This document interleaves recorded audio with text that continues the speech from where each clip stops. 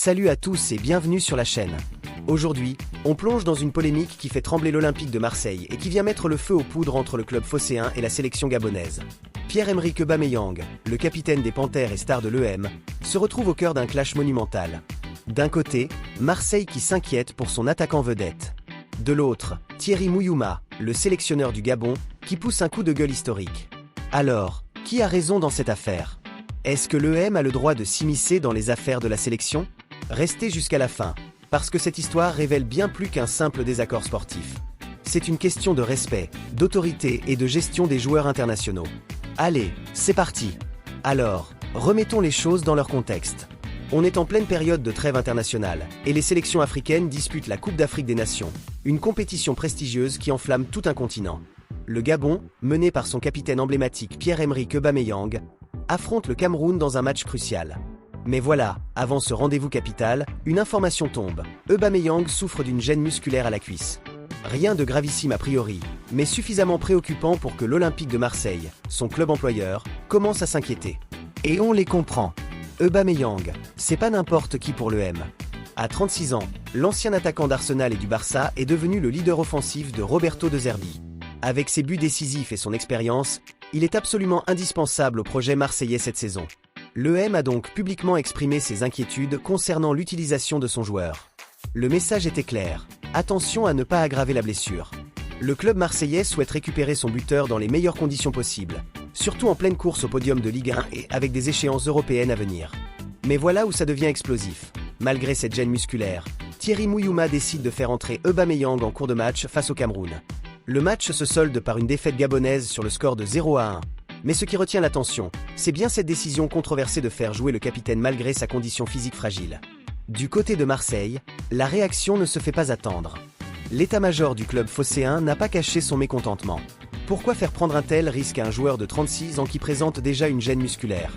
Est-ce vraiment raisonnable en pleine saison, alors qu'Aubameyang est sollicité presque chaque week-end en championnat? Il faut comprendre la position de l'EM. Le club investit des millions dans ses joueurs, leur verse des salaires conséquents, et met en place tout un staff médical pour les maintenir au top de leur forme. Alors quand un joueur part en sélection avec un pépin physique et qu'il est utilisé malgré tout, forcément, ça grince des dents dans les bureaux du Vélodrome. Cette situation n'est pas nouvelle dans le football moderne. Les tensions entre clubs et sélections sont monnaie courante, surtout lorsqu'il s'agit de joueurs stars évoluant dans des championnats majeurs. On se souvient des multiples clashs entre le Paris Saint-Germain et l'équipe du Brésil concernant Neymar. On se rappelle aussi des disputes entre Liverpool et l'Égypte au sujet de Mohamed Salah. Le problème fondamental, c'est que les calendriers sont surchargés. Les joueurs enchaînent les matchs sans répit, et les blessures musculaires sont devenues le cauchemar numéro 1 des clubs.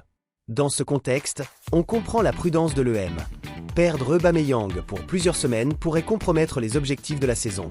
Mais attention, car de l'autre côté, la réaction gabonaise va être cinglante. Et c'est là que Thierry Mouyouma entre en scène avec une déclaration fracassante en conférence de presse. Le sélectionneur gabonais n'a pas mâché ses mots et a littéralement remis l'EM à sa place avec une réponse sèche et sans appel. Écoutez bien ce qu'il a déclaré. Ce mépris doit s'arrêter. Nous disputons une Coupe d'Afrique des Nations, pas un camp de remise en forme. Boum! Première salve. Mouyouma accuse directement l'EM de mépriser la compétition africaine. Et il ne s'arrête pas là. Il enchaîne. Le joueur a été testé, ausculté et déclaré apte par notre staff médical et par la commission médicale de la CAF. Donc, selon le sélectionneur, toutes les précautions ont été prises. Le staff médical gabonais a examiné Aubameyang et la Confédération africaine de football elle-même, à travers sa commission médicale, a validé l'aptitude du joueur. Pour Mouyouma, il n'y a donc aucune raison de ne pas utiliser son capitaine. Mais la phrase la plus percutante arrive en conclusion. Pendant les dates internationales, les joueurs appartiennent à leur pays. Je demande simplement le respect de notre travail, de nos décisions et de notre ambition. Voilà le cœur du débat. Mouyouma rappelle un principe fondamental du football international. Pendant les périodes de rassemblement, les joueurs sont sous l'autorité de leur sélection nationale. Les clubs doivent les libérer, et ce sont les staffs nationaux qui prennent les décisions concernant leur utilisation. Cette déclaration soulève une question essentielle. Les clubs européens ont-ils vraiment leur mot à dire sur la gestion des joueurs en sélection? Ou bien s'agit-il d'une forme de néocolonialisme sportif, où les clubs des grands championnats tentent de dicter leurs lois aux sélections africaines? Ce clash entre l'EM et le Gabon révèle en réalité un problème bien plus profond qui touche le football mondial depuis des années. C'est la guerre froide permanente entre clubs et sélections nationales. D'abord, il y a la question du respect. Les mots de Mouyouma ne sont pas anodins quand il parle de mépris. Beaucoup d'observateurs estiment que les compétitions africaines ne sont pas traitées avec le même sérieux que leurs homologues européennes ou sud-américaines. Imaginez une seconde qu'un club français exprime publiquement ses doutes sur la gestion d'un joueur lors de l'Euro ou de la Coupe du Monde. Le scandale serait immédiat. Pourquoi cette différence de traitement? Est-ce que la Coupe d'Afrique des Nations est moins importante que d'autres compétitions? Pour des millions de supporters africains et pour les joueurs eux-mêmes, c'est le sommet de leur carrière internationale. C'est leur fierté nationale. Mouyouma a donc raison de demander le même respect. Ensuite, il y a la question médicale. Qui est le mieux placé pour juger de l'état physique d'un joueur? Le staff médical du club ou celui de la sélection? Dans ce cas précis, la commission médicale de la CAF a validé l'aptitude d'Aubameyang. Ce n'est pas une décision prise à la légère. La CAF a des protocoles stricts et des médecins qualifiés. Mais les clubs rétorquent qu'ils connaissent mieux leurs joueurs car ils les suivent au quotidien. C'est un argument défendable. Cependant, cela ne leur donne pas forcément le droit de remettre en question publiquement les décisions d'une sélection nationale. Troisièmement, il y a l'aspect économique. Les clubs européens paient les salaires mirobolants de ces joueurs. Ils investissent dans leur formation, leurs soins médicaux, leurs programmes de récupération. Il est donc normal qu'ils veuillent protéger leurs investissements. Mais d'un autre côté, ces mêmes clubs profitent aussi de la vitrine internationale que représentent les grandes compétitions avec les sélections nationales. Aubameyang n'aurait jamais eu la même notoriété s'il n'avait pas brillé avec le Gabon. Cette polémique n'est malheureusement pas un cas isolé. L'histoire du football moderne est jalonnée de conflits similaires. Souvenez-vous de l'affaire entre le FC Barcelone et l'Argentine concernant Lionel Messi. Le Barça avait plusieurs fois exprimé son agacement face aux longues trêves internationales sud-américaines et à l'état dans lequel Messi revenait après avoir traversé l'Atlantique plusieurs fois en quelques jours. Il y a eu également le bras de fer entre Liverpool et l'Égypte au sujet de Mohamed Salah. Jürgen Klopp avait publiquement demandé à la fédération égyptienne de ne pas surutiliser son attaquant vedette, provoquant une vive réaction de l'autre côté. Plus récemment, le PSG et le Brésil se sont écharpés à plusieurs reprises sur la gestion de Neymar, avec des accusations mutuelles de manque de transparence sur l'état physique du joueur. Ces exemples montrent bien que le problème est structurel.